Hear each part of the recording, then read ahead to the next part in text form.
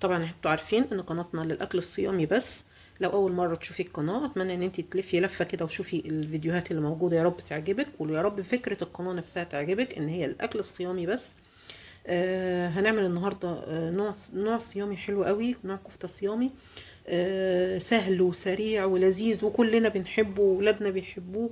وفعلا انا ما كنتش متخيله انها هتطلع بالحلاوه دي. هعمل معاكم كفته الرز الصيامي زي ما احنا شايفين، لا فكت ولا مثلا مكبوسه، ولا لا لا، كفته فعلا تحفه حلوه قوي. كنت اتمنى ان انتوا تشموا ريحتها وانا بقليها، حلوه قوي قوي قوي. ممكن تعمليها في دمعه، ممكن تاكلوها كده جنب شويه رز وسلطه. فعلا وجبه حلوه جدا جدا جدا، والحلو فيها ان هي سريعه وسهله ومن الوجبات اللي كلنا عندي هنا بنحبها. كوبايتين من دقيق الرز المطحون. انا جبته مطحون من عند العطار. لو مش في امكانك ان انت تجيبي دقيق الرز المطحون جاهز، كل اللي هتعمليه انك هتجيبي كوبايتين من الرز، تغسليهم كويس، وبعد كده تصفيهم وتنشفيهم كويس جدا جدا من الميه، وبعد كده تطحنيهم في الخلاط. بيبقى سهل جدا طحنهم في الكبه اللي هي بتطحني فيها التوابل. تطحني كوبايتين من الرز. انا مش عايزاهم دي ناعم قوي، يعني الى حد ما فيهم كده ايه، قرشه كده شويه، عشان ما تبقاش الكفته بتاعتي مكتومه.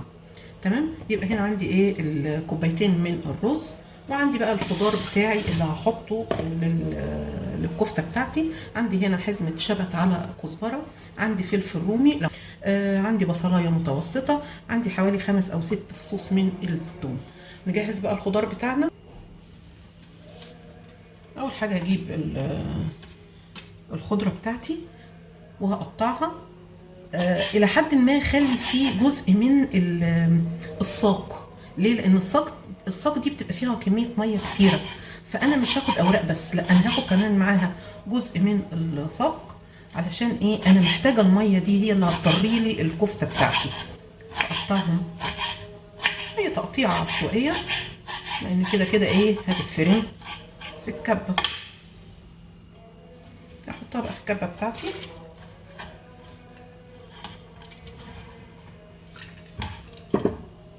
بعد كده البصله، اتفقنا ان هي بصله متوسطه. خلصنا البصل برضو هنحطها على الخضره.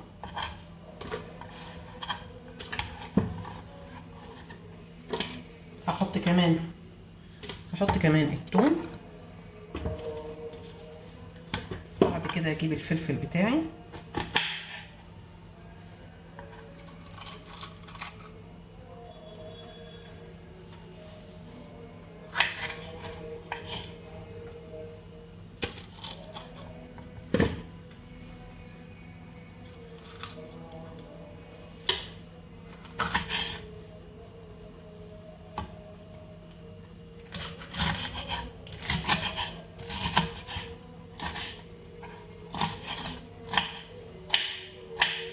هحط برضو الفلفل على الخضار في الكبه.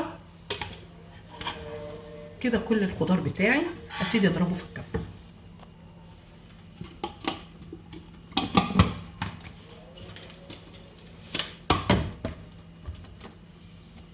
نضرب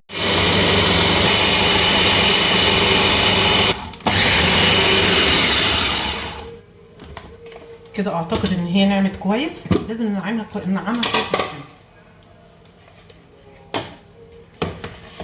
ابتدي بقى اجيب الرز بتاعي، اجيب الرز واحط عليه الايه، الخلطه الجباره دي، ريحتها فظيعه، حلوه قوي قوي. احطها عليها.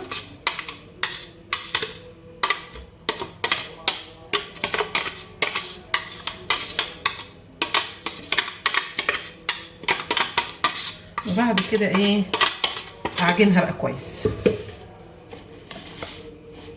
اخلطهم كويس قوي مع بعض.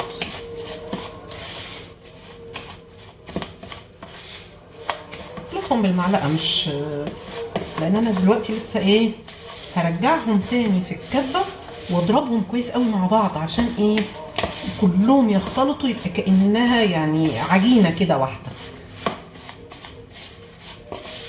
كده تمام. هرجعها بقى في الكبه بتاعتي واضربهم تاني مع بعض.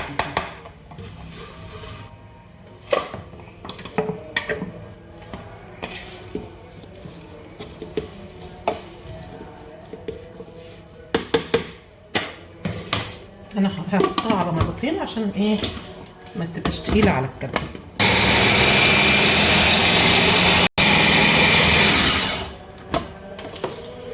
انا كان ممكن احط البهارات بتاعتي في الخطوه دي، بس بصراحه انا قلت لا، هسيب البهارات.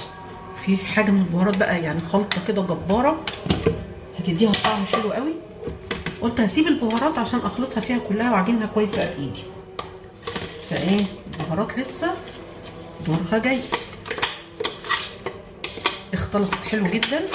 هعمل بقيه المقدار بنفس الطريقه، هضربه برضو ايه في الكبه وارجع لكم. كده الكفته بتاعتي بعد ما ضربتها ابتدي بقى ايه ابهرها.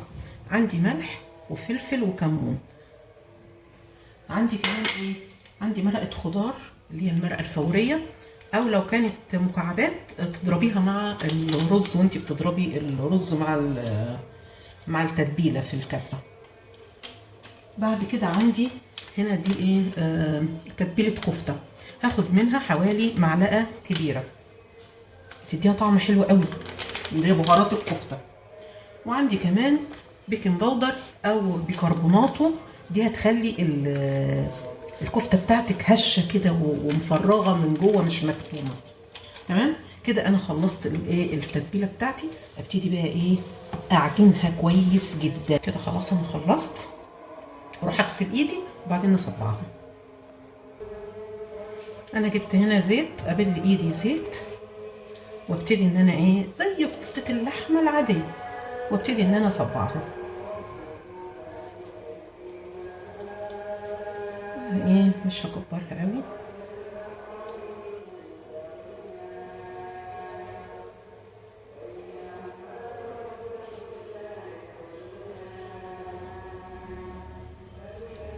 في الوقت ده بقى انا حاطه الزيت على النار عشان احمرها. هروح دلوقتي احمرهم ونشوفهم.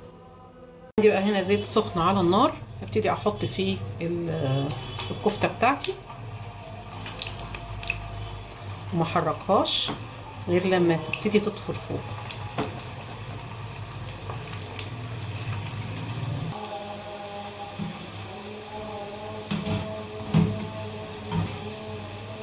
لا فكت ولا اي حاجه ولا شايفين شكلها متماسكه وجميله، وريحتها بقى مش عايزه اقول لكم ريحتها تحفه حلوه قوي.